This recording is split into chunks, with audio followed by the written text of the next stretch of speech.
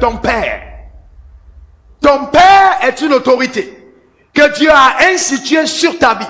Qu'il soit pauvre, qu'il soit riche, qu'il soit mince, qu'il soit, je sais pas, qu'il soit pas instruit du tout, c'est ton père. C'est une calamité pour un être humain de mépriser le père que Dieu a choisi pour lui. Vous savez que il n'y a pas pire insulte que de mépriser son père. C'est une insulte, pas à l'égard du père, parce qu'il n'a pas choisi ta venue. Il n'est pas celui qui t'a donné la forme, mais c'est un mépris à l'égard de Dieu qu'il a établi père sur ta vie.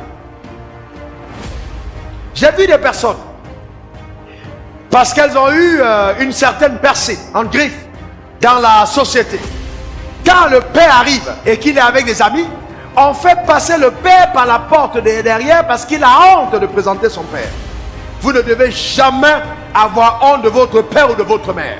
Même si votre père est un fou, vous devez garer votre voiture. S'il est en train de manger dans une poubelle et d'arrêter sa main pour dire « je le ramène à la maison ». Et quand les gens vous diront « mais qu'est-ce que tu fais ?» vous dites « c'est mon père ».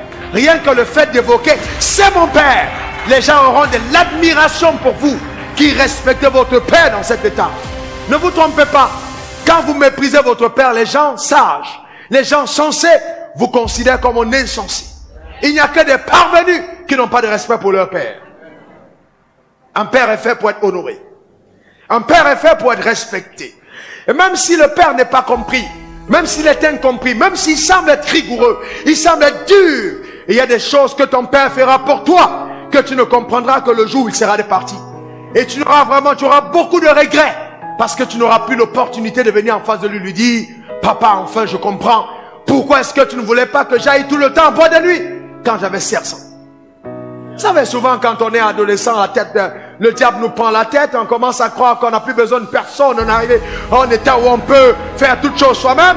C'est un état passager qui, pour certaines personnes, sont un état d'effervescence qui après va être maîtrisé ou canalisé, mais c'est aussi très dangereux.